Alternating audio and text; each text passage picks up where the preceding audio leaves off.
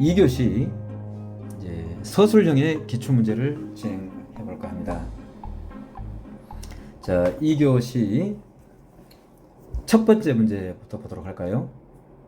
이제 아까 앞에 설명드렸던 이제 반복사항 등 되도록 줄이고 내용 위주로 잠깐 한번 보겠습니다. 여러분들 틀은 잡으셨죠? 자, 2교시에 1번 철골 제작 검사 계획의 검사 및 시험이라고 그랬습니다. 자, 여기서 키포인트는 조건 제시가 검사 및 시험이라고는 두 개가 있다는 거죠. 그래서 여기에 대한 이제 핵심 대제목이 되는 것이다. 자, 이걸 핵심 대제목이다. 분량을 늘리고 차별화에 집중하는 게 중요하다. 여기서 승부를 걸어야 되겠다. 그러면 이게 핵심 대제목이면 다른 대제목은 필요가 없느냐? 아니죠. 기술사는 서술형인 경우에는 일반적으로 합격자들이 많이 쓰는 5개에서 7개 정도 대제목 형성을 많이 제가 오랫동안 경험을 우리 수험생을 통해서 알아왔던 사항인데요. 그 정도 5개에서 7개 정도가 중요하다. 그러나 규정이 있는 것은 아니죠. 일반적으로 그렇게 된다. 합격자들 많이 쓰는. 그래서 핵심 대제목 외에 일반 서브 대제목이 있어야 되는데 이 서브 대제목이 이걸 지원해 줄 수 있는 앞, 뒤로 흐름을 잡아줄 수 있는 채점자가 부드럽게 흘러갈 수 있는 채점하는데 부드럽게 흘러갈 수 있는 흐름을 잡아주는 거죠. 그래서 검사 및 시험에 대한 앞에 서브 대제목 한두 개, 뒤에 쪽에 한두 개, 그래서 결론까지 5개에서 7개 형성하면 무난한 답안이 될 것 같습니다. 왜 대제목이 중요하다는 얘기를 몇 번 얘기를 하느냐? 채점은 대제목으로 이루어진다. 각 대제목은 그림과 키워드로 승부를 거는 것이다. 그리고 대제목 차별도 있다고 그랬죠. 이 세 가지는 머릿속에 아예 굉장히 아주 습관화되어 있어야 될 겁니다. 자, 그래서 개요를 보시면 개요는 서술형에서는 개요로 가고 영어에는 정의로 간다는 것을 구분하시면 좋겠고요. 다 그런 건 아니지만 대부분 그렇죠. 그 다음에 여기는 이제 개요에다가 여기를 도움을 주고자 현장 반입 전 검토 사항을 딱 먼저 적고 나갔죠. 자, 그 다음에 2번 대제목 이제 플로우가 나와 있습니다. 도움을 줄 수 있는 서브 대제목이 다 플로우를 형성해 주면 전체를 잡을 수 있죠. 채점자 입장에서 볼 때. 그리고 본인도 쓰기에 편하죠. 이 흐름이. 이런 흐름을 놓친 거를 답안의 흐름을 놓쳤다라고 하는 것입니다. 흐름은 중요합니다. 그거는 출제 의도에 맞는 흐름. 그리고 내가 차별할 수 있는 또 어필할 수 있는 중요한 대제목 위주의 배치 흐름, 이런 흐름을 얘기하는 거죠. 그래서 여기는 이제 핵심 대제목이 지금 말하는 철골 제작 검사 계획의 검사 및 시험 대제목을 같이 작성한 경우인데 대부분 이런 대제목은 분리하는 게 일반적으로 더 나았습니다. 저 뒤에 분리한 것도 나와요. 이렇게 합치는 것도 있고 분리한 것도 강조하기 위해서 여기는 이제 합치는 건데 분리하는 게 일반적으로 더 나았습니다. 자, 그렇고 여기 이제 검사 및 시험에 대한 사항이 나오는데 여기에서 승부를 건다 이 말은 분량으로 승부를 걸고 그러니까 여기서 내용이 양이 많아져야 되겠죠. 그리고 차별화 그림. 자, 여러분 분량으로 설계 도서 검토 샵 드로잉 작성 2번 3쪽 이어지고 각각에 대한 이게 모식도가 되어 있죠. 어떻습니까? 여러분이 채점자 입장에 있다고 보면 벌써 그림 보면 다 들어옵니다. 뭐 1초 만에 들어오죠. 답안은 빨리 어필이 돼야 된다. 한 페이지 채점하는데 여러분들이 3 내지 5초 만에 채점할 수 있습니다. 그거는 제가 모의고사 반에 교차 채점을 맡기는 이유가 공부가 좀 이제 시작하신 분들 부족해도 채점 잘하세요. 왜 그럴까요? 보는 거는 거의 다들 정확한 것 같아요. 그 말은 보기에 편하다 이 말은 비주얼한 그림이 먼저 눈에 와 닿는다. 논술식 특징이다. 그 다음에 샵 드로잉이죠. 이게 대한 또 그림이 나와 있죠. 도식화라고 그랬죠. 그 다음 플로우 차트화 되어 있는. 그래서 내용은 자세한 것들은 여러분들 좀 보시면 알 수 있으니까 시간상 지금 계속 큰 것들 보고 있죠. 그래서 샵 드로잉 작성 해가지고 도면 접수 및 검토, 부재 수량 파악, 부재 쭉 이어지죠. 한번 보시면 될 것 같고 그 다음에 자재 입고 검사, 밀시트 검사. 밀시트는 이 자체에 별도로 용어도 출제되어 있으니까 중요한 문제 중에 하나이죠. 그리고 이거는 자재 시험 성적서라고 보시면 되죠. 예를 들어서 레미콘이 들어오면 송장이 들어오고 철골이 공장에서 샵 드로잉 한 것이 제작에 들어가고 그 다음에 여러분들이 거기서 시험까지 다 통과한 것들이 현장에 들어오면 꼭 밀시트를 가져오죠. 그거는 자재 그러니까 어떤 성분을 가지고 어떠한 자재의 두께로서 어떠한 자재가 어떻게 이루어졌다는 어떻게 시험을 통과하고 어떻게 시공을 하고 그래서 성분에서부터 모든 어떤 역학적인 시험 내용이나 화학 성분 또 규격들이 표시가 되어 있죠. 그래서 밀시트는 중요하죠. 왜? 품질 시공의 첫째 받아야 될 서류 중에 하나이죠. 왜? 여기에 대한 그 자재 증명을 하나 자재 증명 인증서라고 볼 수 있으니까요. 그걸 밀시트라고 합니다. 그래서 거기에 나와 있는 것들이 역학적 시험 내용, 화학 성분, 규격 표시 이런 것들이 나와 있죠. 그 다음에 이제 공정관 검사가 나와 있고, 공정관 또 검사는 마킹, 절단, 조립 및 개선, 이런 큰 흐름을 또 이렇게 검사 순서를 적어준 것도 중요하다. 그 다음에 기량시험, 지금 중제목인 대제목은 로마 숫자로 되어 있는 이런 뭐 특징이다. 이 대제목이라고 그랬고, 처음 오신 분들이 설명드리는데, 중제목은 장점이다. 그러면 장점이 되겠죠. 그리고 여기에 이제 작은 이런 것들 소제목이라고 하는데, 이걸 대제목, 중제목, 이걸 소제목, 공기단축이다, 품질 우수다, 이렇게 각도를 이루면서 입체적으로 하는 답안이 채점하기도 편하다고 했는데, 지금 중제목이 굉장히 늘어나고 있습니다. 뭐 단점도 중제목이 되겠죠. 예를 들어서, 자, 그래서 중제목은 지금 뭐 하고 있죠? 이게 핵심 대제목, 조건 제시였기 때문에 분량을 늘리라 이 말은 중제목을 계속 늘려주는 거죠. 전문성 있게. 전문성 있는 거죠. 최대한 늘리는 게 많죠. 그런데 공부량이 약간 아직 부족하신 분들은 이게 쉽지는 않을 겁니다. 그러나 시작할 때부터 이걸 알고 시작하면 굉장히 좋은 결과가 있을 것이다라는 얘기를 아까 설명드렸죠. 그런 얘기였습니다. 자, 다음에 이제 파괴 검사에 대한 내용이 또 나오죠. 그 다음에 여기 정밀도 검사, 뭐 나올 거 거의 중요한 요소 다 나왔죠. 이 정도면 점수가 안 나올 수가 없죠. 거기에 대한 시방서 기준까지. 자, 이렇게 많은 답안을 전문성 있게 적기는 쉽지 않겠지만, 공부할 때 이런 개념을 가지고 시방서는 아까 암기하시는 게 좋다 그랬죠. 시방서는 암기하는 것이죠. 왜? 그거를 매일 시방서를 들고 다니면서 현장에서 인스펙션 할 수는 없으니까 큰 것들은 머릿속에 넣고 다니라는 것은, 그런 개념으로 출제가 많이 되니까 수치들을 암기하시라고 했던 겁니다. 그리고 시험 볼 때도 써야 되고. 자, 그 다음에 문제 2번, 건설 현장에서 로봇의 공정별 활용 방안이다. 이거는 토목시공도 기출문제고 건축도 기출문제가 되었다는 제가 강의를 하면서 강조를 했던 기억이 나고, 이번에 특강할 때도 로봇, AI, 딥러닝, 뭐 이런 현재 쓰는 우리 용어들 있지 않습니까? 그래서 인터넷 관련, 그리고 우리 이제 정보 관련 현장을 접목할 수 있는 AR, 뭐 VR, 이런 모든 컴퓨터 용어들을 꼭 우리가 공부를 해야 될 필요가 있다라는 얘기를 한 적이 있는데, 특히 AI 관련해서도 그렇고요. 건설 현장인 건축, 토목, 안전에까지 지금 많이 적용하고 있지 않습니까? 앞으로는 AI도 출제될 수도 있겠죠. 일단은 중요한 것은 로봇이 출제되었습니다. 예상했던 문제죠. 그래서 이제 공정별 활용 방안이 이제 중요하니까, 여기 대제목이 벌써 형성이 되어 있죠. 양을 늘리는 것이고, 글 서브 대제목이 또 나와 있습니다. 그래서 로봇의 의의를 보면은 기계화, 자동화, 로봇화의 의의를 갖고 있다라고 이제 여기에 기술을 해줬죠. 그 다음에 중요한 건 이제 3번 대제목을 집중적으로 한번 또 보겠습니다. 이게 핵심 대제목이 되는 건데, 활용 방안, 조건 제시에 맞고 또 출제 의도에 맞게 쭉 배열을 하고 있는데, 큰 중제목으로 반복 작업의 생산성 향상해가지고 콘크리트 피니싱 로봇, 마감 로봇이죠. 조적, 콘크리트, 뭐 이거는 모든 공정에 적용하면 다 되는 것들이고 실제로 하고 있는 것들이죠. 우리가 간과하고 있는 현장에 보는 것들이 의외로 많은 것들이 로봇화되어 있다. 특히 통구에서는 또 이미 적용한 지가 많이 되었다고 그래요. 그 다음에 우리 건축 현장에도 마찬가지죠. 자, 그래 계속 볼까요? 도면 뭐 크랙 실링, 그 다음에 pH, 파일 두부 정리, 특히 안전성이 중요한데 벽면 페인팅. 지금 로봇은 3D, 그러니까 어렵고 힘들고 위험한 것들은 대부분 로봇이 대체하고 있고, 또 거꾸로 굉장히 정밀하고 단순 반복 작업, 이런 것들은 또 로봇이 대체하니까 앞으로는 현장에는 로봇의 비율이 커질 수밖에 없는. 그 다음에 토목에서 드론까지도 많이 활용해서 기성에서부터 시공, 관리, 그 다음 데이터 축적까지 다 드론이 또 해결하는, 또 이런 또 건설 현장에 많은 변화가 오고 있죠.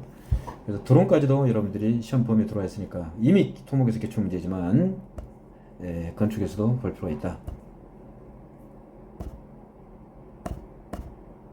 자, 그 다음에 또 커튼홀 인스톨레이션, 윈드 터빈 메인티넌스 쪽 내용들 한번 보시면 될 것 같아요. 내용 보면 되는 것도 사진까지 있기 때문에 별도의 설명을 하지 않고 있는 겁니다.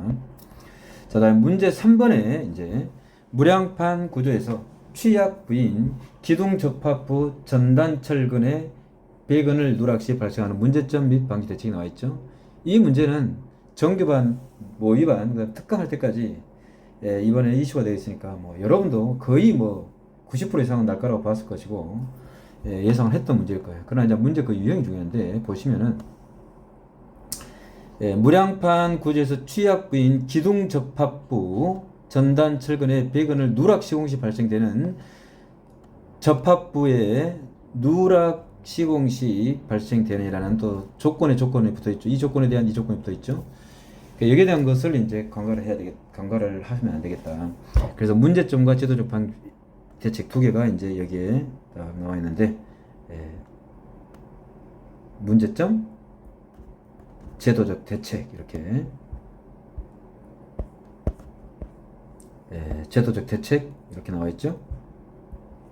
제도적 대책. 이게 이제 핵심 대제목이 되는 것이죠. 자, 그래놓고 다시 앞으로 가셔서 방지 대책 핵심만 좀 볼까요?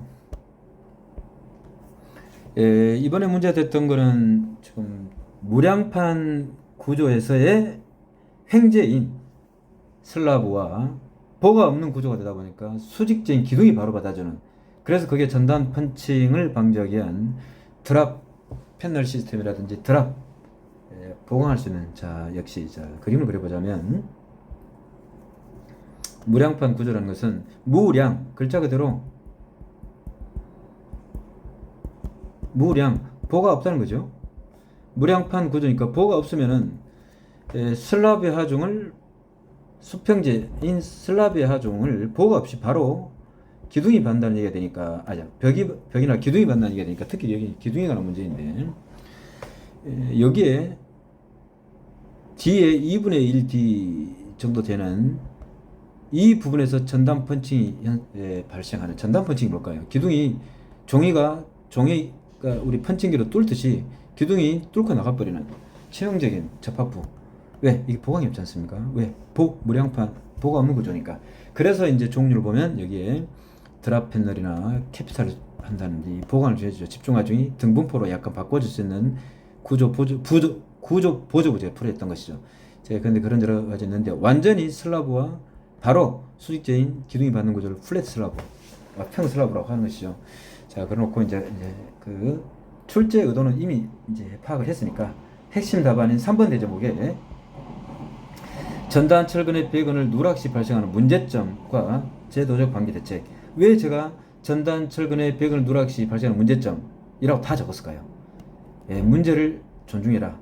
문제를 그대로 적는 게 좋습니다. 왜? 교수님께서는 출제하실 때 이 문제점도 중요하지만 전단 철근의 배근을 누락 시 발생하는 문제점, 아니 여러 가지 문제점이 있지만 무량판 구조에서도 전단 철근이라는 여러 철근이 있지만, 보강 철근이라든지 여러 가지 있지만, 이런 철근이 누락되었을 때니까 이걸 적어주는 게 맞습니다. 이것도 여러분들이 고득점이나 또 1, 2점 가지고 또 아니 3, 4점 가지고 굉장히 턱걸이하는 분들한테는 이 작은 요소들이 크게 작용할 수 있다. 작은 것이 클 때가 있다. 그래서 이렇게 배려하는 마음도 중요하다. 그러면 채점하기도 편하죠. 그냥 문제점 적는 것보다. 그런 얘기는 적어놨기 때문에 방지 대책만 적은 거죠. 제도적 대책. 그래서 펀칭 크랙. 아까 2분의 D 지점에 여기 있네요. 여기가 펀칭인데, 여기에서 이거는 평면도니까 약간 입체적이긴 하지만, 여기 2분의 D, 여기서 이 간격이 2분의 D인 지점에서 펀칭 뚫린다고 생각해 보시죠. 얼마나 치명적일까요? 구조 환자 사고가 되겠죠. 그래서 구조의 문제점이 걸린다. 또 휘임 현상이 발생한다. 슬라브 파손, 연쇄 붕괴를 발생한다. 도미노 파괴라고 하는. 만약 이 펀칭 현상이 발생하면 이 기둥의 하중을, 상배 하중을 옆에 기둥이 다 받아주지 못한 경우에는 도미노 파괴가 되겠죠. 이게 무서운 거다. 그래서 연쇄 파괴라는 여기다 또 아이템을 꼭 집어넣어놨죠. 자, 이런 하나 두 개가 이런 아이템으로 점수를 먹는 게 중요하다. 구조적인 문제가 나올 때 구조의 냄새를 자꾸 풍기는 키워드를 형성해야 되겠다. 자, 그 다음에 이제 방지 대책을 보시면, 방지 대책을 공부하실 때는 아까 원인을 정확하게 공부하신 다음에 그거를 반대로 하면 되니까요. 공부하기가 좀 수월해지죠. 그런 개념을 갖고 하면 공부하기가 수월해진다. 못하다고요. 원인을 하면은, 또 문제점을 하면은 대책은 거꾸로 하는 거니까. 그러나 공부는 하셔야죠. 왜? 전문 키워드를 형성해야 되고 흐름 잡아야 되고 내용 맞게 적어야 되니까. 그러나 개념을 그렇게 하면 공부가 하기 수월해집니다. 자, 한번 하나씩 볼까요? 제도적 대책을 보면 이게 건축법 이 규정 강화, 아마 법이 강화될지도 모르겠죠. 이런 일이 있을 때마다 있었던 현상이니까요. 또 그래야 사고가 또 재발을 방지할 것이고요. 그다음에 현장 관리자 직무 교육, 표준 공기제 도입. 자, 그래서 일반 건축공사는 165일 플러스 층수고박 15일 우리 지금 뭐 하고 있죠? 표준 공기는 간단하게 건축자한테 보고 목적으로는 아니면 건설사가 이걸 공정표 짤 때 기본적으로 표준으로 공기를 짤 수 있는데 사실 아주 정확하지는 않습니다. 제가 보니까 좀 실적 공정을 가지고 제가 이걸 한 3번 정도 짜본 적이 있는데 좀 차이는 납니다. 그러나 기준은 기준이니까 알아놓을 필요는 있죠. 제도의 방기 대책, 그 다음에 적정 공사비 확보. 원가 절감이라는 VE를 한다는 이유로 여러 가지 문제점이 발생할 수도 있고, 또 VE 아닌 실제로 잘 하려고 해도 항상 건설은 최소 비용 원칙이라는 경제 논리가 우리 건설에 들어있기 때문에 VE는 늘 중요한 개념이지만 그게 좀 제대로 갖춰지지 못했을 때는 이제 사고가 연계되니까 공사비 산정, 계약 금액 조정, 예측, 자재 원가 비교, 현장 동향 파악 이런 어떤 적정 공사비를 산정이 중요하다. 그 외에도 다단계 불법 하도급 근절, 또 강도 하한 기준 마련, 또 PC화. 이번엔 현장 타설이라는 현타에 사고 난 거죠. 그래서 PC화는 또 중요하다.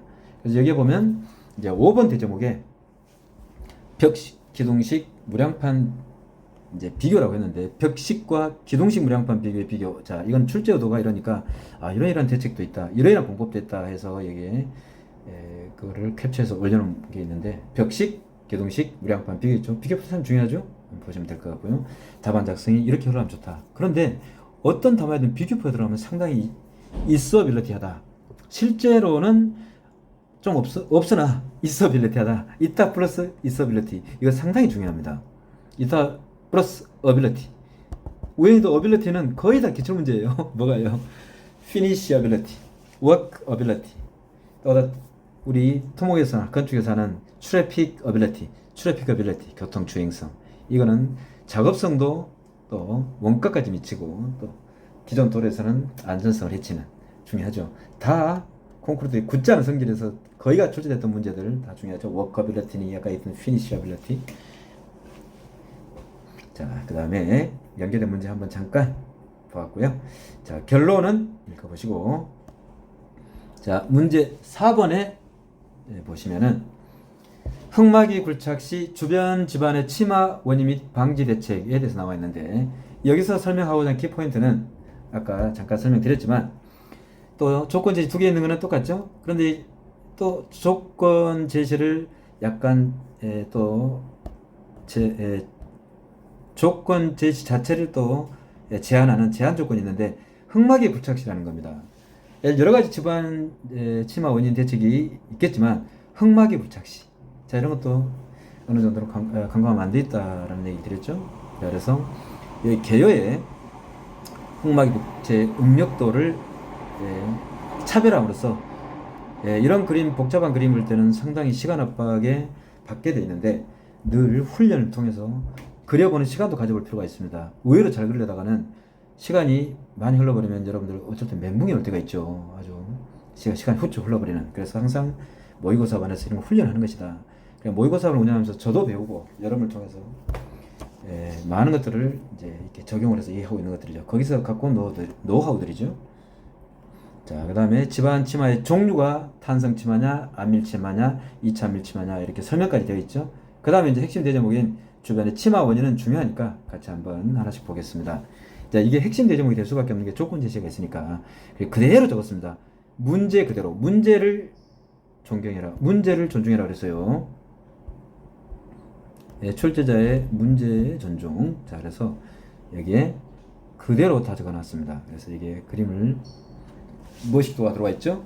주변 침하의 원인 그림 참고하시고, 첫째, 과대 측압에 의한 것이다. 자, 그 다음에 파이핑이다. 또 저 뒤에 보일링도 나오겠죠? 파이핑, 보일링은 여러 번 기출 문제입니다. 간단히 핵심만 얘기 드리자면 점토 집안에서 발생하는 일반적으로 보일링이 있고 사질토 집안에서 발생하는 파이핑이 있다고 했는데, 파이핑은 수위차 때문에 생긴다고 했으니까 여기 지하 상수면이 있는데 굴토면이 여기니까 당연히 이만큼의 수위차 생기니까 물은 높은 데서 낮은 데로 한다면 중력의 법칙 진리라고 아까 설명드렸는데 이렇게 흘러나오는 유동성 때문에 흐르려고 하겠죠.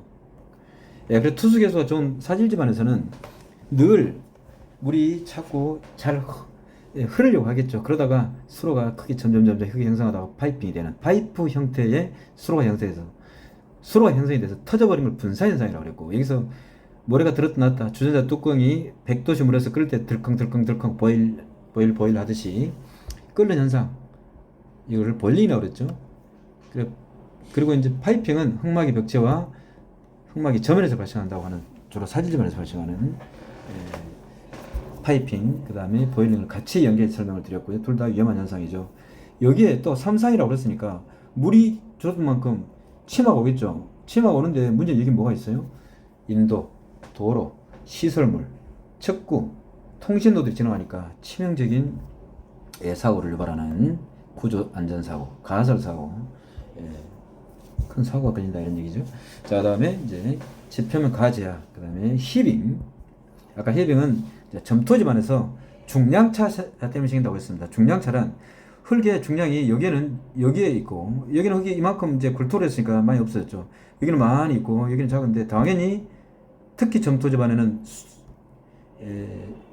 투수에서 떨어지니까 물이 딱 들어가면은 흙과 작은 입자가 붙어가지고 투수에서 떨어지면서 안밀, 즉 유동성을 발생시키는, 그래서 유동성을 발휘해서 중량차 때문에 그대로 흘러와서 이렇게 히빙, 블록 솟아오르다. 이 블록 솟아오르는 이 반달이 어디서 왔을까요? 여기서 왔겠죠. 이게 뭐가 있는데요? 아까 인도, 차도, 건물이 있고 시설물이 들어가고 관로들이 지나가고 있는데 얼마나 치명적일까요? 히빙은 굉장한 파괴를 야기시킵니다. 그래서 관련 식들이 여기 나와 있고, 그 다음에 히빙의 기본 메커니즘을 설명을 드렸는데 이 정도로 하고 용어 설명에 충분히 나와 있고 또 강의할 거니까요. 여기서는 큰 핵심만 잡아보는 거죠. 자, 그러면 이제 중요한 또 방기 대책이죠. 방기 대책은 아까 문제점 아니면 원인에 거꾸로 하는 거니까 그렇게 하면 공부는 소리진다. 그래서 거기에 대한 대책을 세우는 거죠. 근데 큰 대책은 아까 흙막이 밖으로 스위차든 중량차에든 밀려오는 거니까, 첫째, 강성의 흙막이 벽체를 형성하는 것이죠.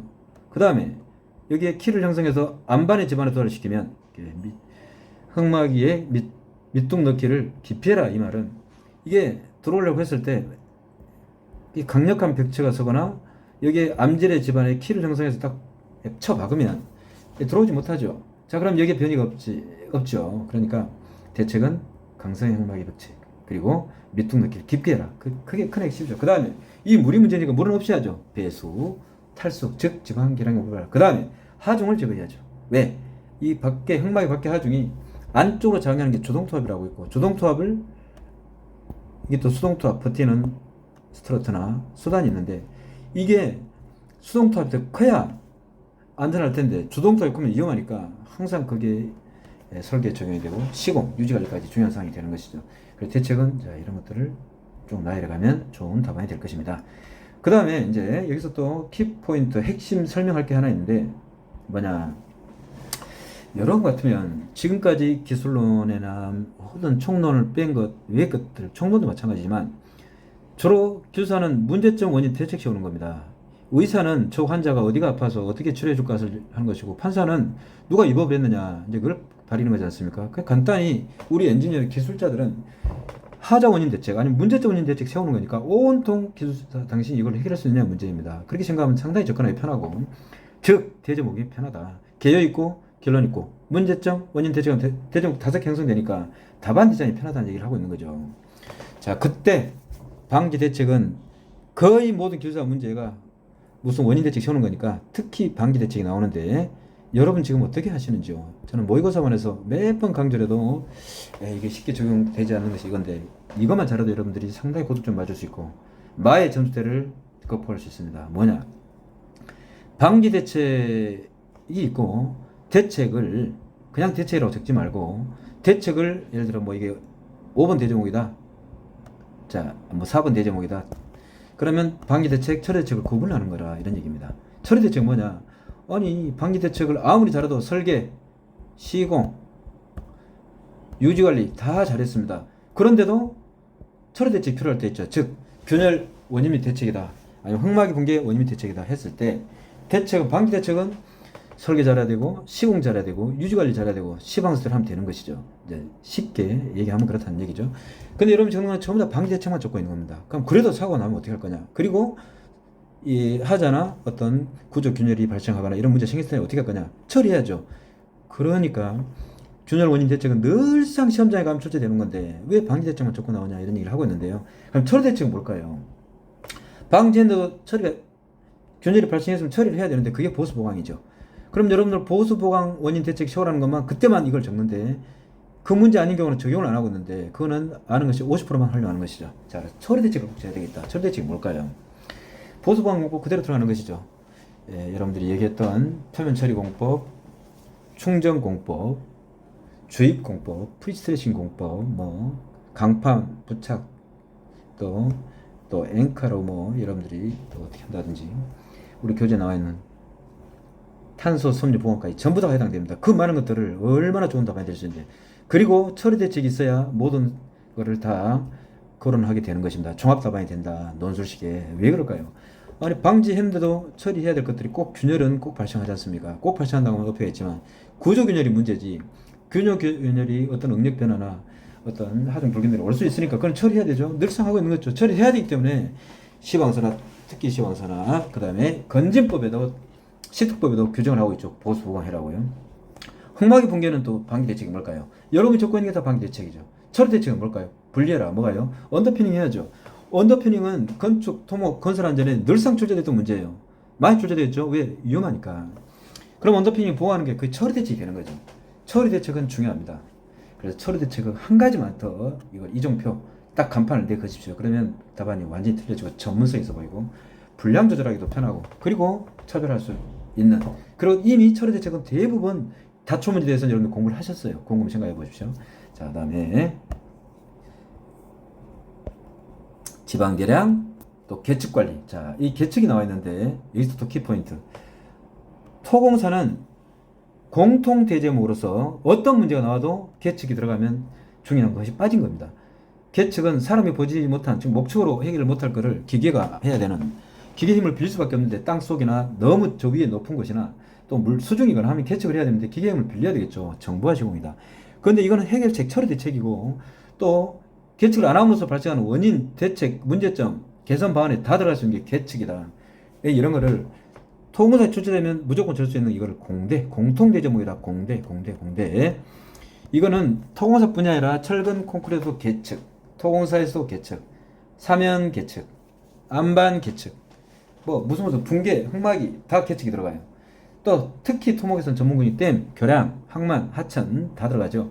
그래서 전부 다 모식도를 이런 식으로 각 공종별로 구분해 놓고 공종별로 무조건 하나씩 출제해야 되니까 전문공정이든 건축의 토목의 전문공정이든 즉 댐, 교량, 항만, 하천, 댐, 도로 다 마찬가지고 건축이나 안전이나 똑같은데 건축의 토공사다, 철콘이다, 비계다, 여러분 전부 다 뭐 크랙 게이지다, 뭐 피해조 미터다가 인클레너 미터다 다 알고 있어요. 그거를 모식도를 그래서 공종별로 정해놨다가 딱 공정해봐야 우리 한두 문제 출제되지 않습니까? 공통 대제목이면서 차별화 대제목이고 핵심 대제목이 될 수도 있다. 아니면은 계측 적용 방안 그리고 결론에도 계측 사례 굉장히 좋죠. 종합적인 문제적 대책을 세울 때 계측은 상당히 중요한 답안 요소이다. 어느 공정에도 적용할 수 있다. 자, 그 다음에 문제 5번 클레임의 정의와 처리 절차에 대해서 보겠습니다. 여기서 설명해야 될 키포인트는 절차인데 그냥 절차가 아니고 정의와 절차를 각각 구분하는 이것도 중요하지만 협의, 조정, 중재, 소송 절차이죠. 이 절차별로 다 적어라 이런 뜻이죠. 그래서 이런 문제는 다른 문제를 선택하지 않고 이걸 했을 때는 차별화할 수 있는 고득점 맞을 수 있는 문제 선택의 차별화가 이제 걸려 있는데 상당히 쓸 수 있으면 좋은 문제고 그런데 이제 다른 이게 좀 절차별로 다 적기에는 좀 부담이 간다 할 때는 다른 문제 택하면 되는 것이죠. 버릴 수도 있다. 이거는 답안 디자인하고 답안을 선택할 때 매우 중요한 요소입니다. 여러분들이 그런데 쉽지 않죠. 물론 쉽지는 않지만 늘 이렇게 머릿속에 담아두시면은 좋은 결과가 있을 것입니다. 이런 걸 알고 대처를 할 거니까. 자, 그래서 이제 여기 요거대로 협의, 조정, 중재, 소송 이게 중요하니까 그걸 이제 핵심 답안으로 주로 설명을 드릴 텐데, 근데 서브 대제목으로서 클레임의 발생 유형이 나와 있고, 이게 교재 그대로 있죠. 예, 공사 지연에 대한 클레임, 보험에 대한 클레임, 촉진에 대한 클레임, 예, 현장 상위 조건, 뭐 설계 조건, 환경 조건, 거리 조건, 뭐 굴토 조건, 뭐 많죠. 이런 클레임들이 있다. 익히한 것들을 정리해 보니까 쏙 들어오죠. 근데 여기서 이제 설명드리고자 하는 것은, 예, 이런 어떤 무슨 종류에 해당되는 것들은 아까 암기하시는 게 좋다. 왜? 이해만 해갖고는 쓰기 어려운 것이라고 했죠. 그런 것들은 이제 암기하면 좋겠다 그랬는데, 암기하면 또 뭐가 좋으냐? 이 종류 중에 하나가 기출문제니까요. 자, 흑막의 종류다. 뭐 균열 보수 공법의 종류다. 뭐 언더핑의 종류다 하면 그 종류 중에 하나가 또 영어 설명입니다. 그러니까 종류는 일단 공부하시고, 그 종류 중에 하나가 영어 설명이 될 수 있고 서술이 될 수 있기 때문에 종류는 각 공종별로 모조리 암기 대상입니다. 암기하는 것은 바람직을 못한다고 제가 말씀드렸지만, 이해를 해서 오래 장기 기억 속에 저장했다가 언제든지 끄집어 쓸 수 있는, 인출할 수 있는 이런 환경을 뇌 속에 저장을 해놓은 게 장기 기억 저장해 놓은 게 중요하고, 종류를 알면은 유추해서 쓰는 요건이 아주 좋아지고, 또 공통 대제목, 종류는 무조건 공통 대제목이 한 2번 정도 대제목에 공통 대제목이니까 답안 플로우 잡기도 편하고 그걸 보면서 하면 되는 거니까요. 종류는 곰곰이 생각해 보시면 정말 답안 작성하는데 여러분을 도와주는 게 종류라고 생각합니다. 왜? 교사는 이 종류 안에 다 들어있습니다. 잠깐 생각할 수 있는 시간을 가져볼까요? 종류 안에 모든 문제가 출제되고 있습니다. 그리고 소속으로 알 수 있습니다. 토공사에서 무슨 종류, 철권의 무슨 종류, 매우 중요하죠. 그리고 종류를 잡으면 그 안에 종류에 대한 설명을 여러분들이 또 종류의 그 종류별 뭐 주의사항, 문제점, 대책 뭐 다 나와 있으니까 답안을 유추하는 데 편하고, 플로우 잡는 데 편하고, 대제목, 중제목, 소제목 잡는 데 편하고 아주 유용한 요소입니다. 근데 거꾸로 종류를 무시하고 공부를 했다가는 상당히 답안 작성하는데 어려움을 느낄 겁니다. 그거는 숙제할 때나 모의고사 시험 쳐보면 알고, 시험장에 갔다 온 분들은 느끼면서도 그걸 캐치를 못하는, 오류를 범하면 굉장히 오랫동안 공부해야 된다는, 예, 이런 이제 또 아주 안 좋은 현상이 발생하니까요. 그래서 항상 공부하실 때 종류는 딱 찍고 별도 공부. 자, 그다음에 클레임 정의, 아까 이게 이제 조건지셨죠? 당연하죠. 근데 양이 좀 작죠? 좀 아쉽죠? 이것도 아주 잘 된 답안은 아니죠. 더 적어야 되겠죠. 지금 시간이 없어서 급하게 지금 작성된 답안들이 많고, 그러나 많은 정성이 들어있죠. 그 다음에 클레임의 처리 절차. 자, 보시면은 여기에 아까 이 절차가 이제 핵심입니다. 이게 상당히 까다롭죠. 그러나 몹시 까다로우나 공부할 때 이렇게 항상 인식을 하고 해야 되겠다. 중요한 얘기죠. 자, 그래서 아까 협상, 조정, 중재, 소송, 순서대로 쭉 나열해놨죠. 이거는 단순하게 여러분들이 볼 수 있는 사항이니까 이걸 그대로 보고 이제 보시면 돼요. 그리고 여기서 답안 작성의 요령 하나 키포인트를 알려드리자면, 답안을 좀 늘리고 싶다 할 때는 서술형을 주로 얘기하는 건데, 영어는 압축 답안으로 표가 좋다고 했습니다. 왜? 22줄을 최대한 줄여서 많은 양으로 어필을 해야 되는데, 많은 양으로 하는 글자 적는 또 시간 프레셔를 받으니까 키워드식으로 그림으로 짧게 하면서 딱 아주 승부를 걸어야 되니까 표가 좋다. 왜? 압축 답안이 될 수 있다. 그리고 많은 거 다 키워드 형성이 돼 있잖아요. 표가 제일 좋습니다. 그럼 늘릴 때는 어떻게 할까요? 이 표를 적고 난 다음에 늘리면 되죠. 어떻게 해요? 여기 하나하나를 각각 설명하면 되죠. 그럼 확 늘어납니다. 늘리고 줄일 때 표가 상당히 유리하다. 그 다음에 늘리고 줄일 때 중요한 키포인트 하나 또 있습니다. 종류가 플로우 차트를 줄일 때는 횡배를 하고, 이거를 늘릴 때는 이걸 종배를 해야죠. 그리고 공간을 없앨 때는 리드선을 몇 개 긋고 여기다가 설명 붙여주면 한 페이지를 금방 작성할 수 있는, 뭐가 그럴까요? 시공 순서가 그렇고, 단계별로 어떻게 해라, 뭐 절차별로 어떻게 해라, 이런 문제는 필히 플로우 차트가 들어야 됩니다. 이거를 인식을 못하면은 같이 공부를 해놓고 점수를 적게 나오는, 그리고 많이 써가지고는 점수도 불리해지고 키워드는 없어지고 나일치 답안이 돼버리는 아주 치명적인 오류를 구할 수 있다. 이것마저도 이런 것을 하나하나가 인식을 하면서 단계 합격을 할 수 있고, 아까 마이너스 3점, 4점을 형성하고 있는 56점, 59점대 이런 분들은 이거를 적용하시면 한두 개 요소만 적용을 해도 훌쩍 60점을 뛰어넘는 좋은 결과가 있을 거라고 저는 확신합니다. 그 다음에 결론에 참 획기적이죠. 왜? 이게 어떤 다이아그램, 그래프식의 어떤 그림을 적용을 했습니다. 벌써 채점이 금방 이렇게 어필이 되는. 그리고 왜 결론이 중요할까요? 채점하시는 입장에서 본다면은 결론에서 눈을 떼자마자 점수를 부여를 해야 되는데 제일 중요한 순간이죠. 그러니 결론은 작성 방법이 앞에 거를 출제 의도에 맞는 핵심을 앞에 있는 거를 재탕하는 겁니다. 재탕을 해서 그걸 종합하는 거죠. 한눈에 딱 들어올 수 있도록. 그럼 여기서 벌써 어필이 되면 눈 떼기 전에 1점 먹는 거는 상당히 어렵지 않을 것 같다. 이 1, 2점 얼마나 중요하냐? 당락을 결정합니다. 자, 문제 6번 볼까요? 6번에 어상카 시공의 기준 및 주의사항을 천공, 앵커 주의, 앵커 삽입, 그라우트 혼입과 주입, 긴장과 정착의 4단계로 구분하여 설명하세요. 자, 이거는 문제가 조금은 신경 쓸 게 4단계로 구분하래요. 그럼 이게 어렵냐? 하면 되는 것이죠. 그런데 선택할 때 약간 쉽지 않은 일이지만 제가 고민을 해야 됩니다라고 했는데 이거를 얼른 이 중에 한 60% 정도는 내가 소화를 할 수 있느냐. 즉, 이 과정에 내가 네 단계로 구분을 하는데 뭐 세 단계든 두 단계든 일단 채우는 게 중요하다고 그랬는데 이거를 어느 정도 한 60%는 내가 소화할 수 있을 때 택하는 게 좋죠. 그리고 완벽하게 택할 수 있을 때는 당연히 선택해야죠. 이런 문제는 놓치면 곤란합니다. 문제 자체가 차별하다. 왜? 내가 꺼려하는 거는 남들도 꺼려할 거니까요. 예, 거의 공통점 갖고 있겠죠. 같은 시간에 같은 긴장을 가지고 정해진 시간에 써야 되는데 얼마나 편안한 마음으로 치는 사람이 누가 있을까요? 다 똑같은 조건이니까 야, 나는 그 단계를 뛰어넘자. 그래서 조금이라도 조금 더 그 단계를 뛰어넘어서 순간에 시간 차별화까지 좀 어떻게 좀 잘해보자. 이런 마인드 갖고 나면 가능하죠. 자, 그래서 이거는 완벽하지 않아도 어느 정도 진행할 수 있는 이런 문제가 늘 고충이 됩니다. 이런 것의 싸움입니다. 기술사가요. 그래서 기술사는 수양을 하는 것 같다는 생각이 들었어요. 근데 재미가 있다는 것을 느낍니다. 이제 합격을 하고 또 기술사를 2개, 3개 쭉 따면서 이런 논의를 하면 너무 편하다. 자, 그런 논의를 또 같이 계속 볼까요? 자, 이런 것 문제 자체도 문제 선택 차별화도 중요하다. 고득 점 맞을 수 있는. 그래서 분류가 나와 있고 이제 핵심 대제목인 바로 앵커 시공의 기준 및 주의사항 단계별로 이제 딱 나와 있죠. 이게 뭐예요? 붉은 글자로 일부러 제가 표시를 했는데 1단계 천공, 2단계, 3단계 쭉 나갑니다. 그런데 이건 중요하니까 한번 볼까요? 1단계에서 지하 수위 확인. 지금 우리 뭐 하고 있죠? 아이템을 최대한 늘려라. 분량을 늘려라. 핵심 대제목은 늘리고 있죠. 그리고 차별화를 승부해라. 분량, 차별화, 키워드. 그대로 적용하고 있죠. 이 그림이 글자보다 채점이 먼저 될 겁니다. 그림에서 채점이 끝난 거죠. 오히려 글자가 부연 설명이 되는 거죠. 그래서 우리 학원의 단기 합격자들을 제가 답안을 분석해서 거의 몇십 년치를 지금 갖고 있잖아요. 그런데 그거 보면은 단기 합격자나 합격자의 공통점은 그림이 많다는 겁니다. 그리고 핵심 그림을 꼭 요소에서 들어가 있습니다.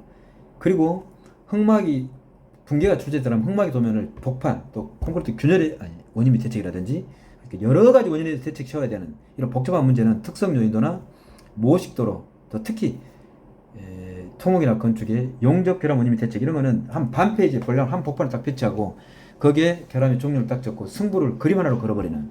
그래 그걸 보고 이제 쓰는 거죠.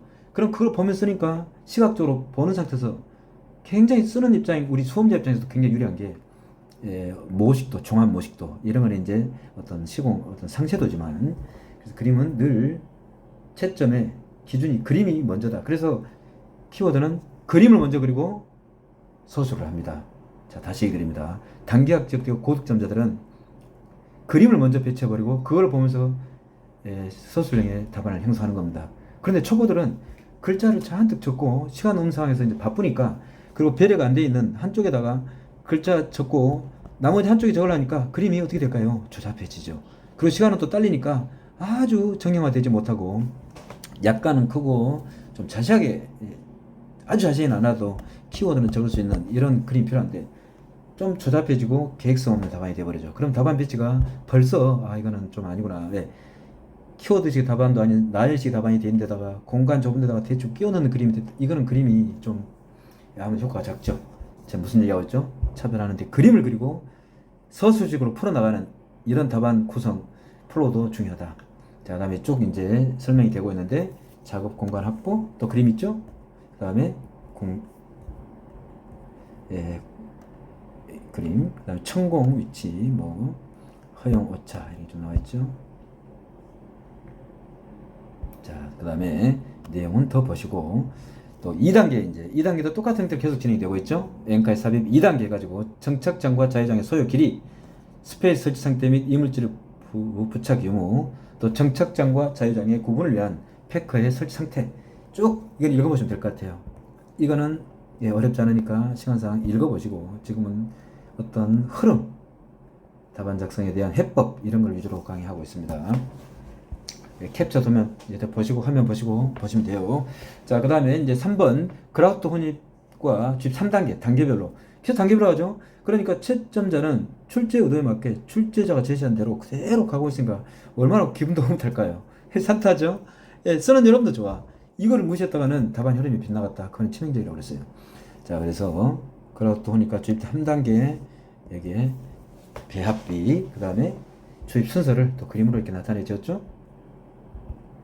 그 다음에 또 순서도 저압, 패커, 또 이게 정착부 주입 이렇게 구분을 설명하고 있죠. 비교적 아주 세밀한 답안이죠. 시험 이제 이거는 저희들이 모범 답안으로 이제 만들어 온 것이니까 이제 그런 건데 여러분이 시험장에 가서 이렇게 완벽하게 쓰기는 물론 쉬운 작업이 아니죠. 그러나 그렇게 공부를 했을 때 굉장히 단기 합격에 유리한 고지를 점령할 수 있다. 어차피 공부하시면서 빨리 합격하는 게 우리한테 숙제니까요. 자, 그래서 이렇게 하면 될 것 같다. 그래서 4단계의 시공 단계별, 단계별이 들었으면 항상 전문성 있고 좀 있어 보이는, 상당히 깊이 있는 답안으로 보이니까 이런 용어를 하나 선택하는 것도 세심한 기호를 줄이면 좋을 것 같습니다. 그러니까 최대화 중에 이제 표까지 나와 있는데 이런 표, 이런 수치 다 외운다는 겁니까? 그러니까 제가 이해를 하시고 현장에서는 채우는 개념으로 하시되 아주 꼭 외워야 될 수치라든지 이런 거는 좀 암기하시면 좋겠다는 얘기를 드렸던 겁니다. 이걸 다 적을 필요는 없죠. 시험장에서는 이거를 과연 누가 이걸 다 적을 수 있을까요? 조건은 똑같은 겁니다. 그러면 접근하기 편하고 공부하기 수월해진다. 그럼 버릴 걸 버리게 되고 취할 걸 취함으로써 효과적인 효율적인 공부를 여러분이 할 수 있다. 그럼 지치지 않고 또 단기 합격할 수 있고요. 자, 그래서 여긴 거는 한번 쭉 또 좋은 답안이죠. 아주 좋은 답안이었어요. 3교시 나오는데 여기까지 2교시를 여러분들과 같이 해법을 쭉 이제 설명을 해 보았습니다. 자, 어떤 유사 형태의 계속 이제 같은 풀이가 될 텐데 3과목, 4과목을 이어서 진행해 보도록 하겠습니다. 장기간 수고 많으신데 그러나 많은 어떤 도움의 효과가 있을 거라고 봅니다.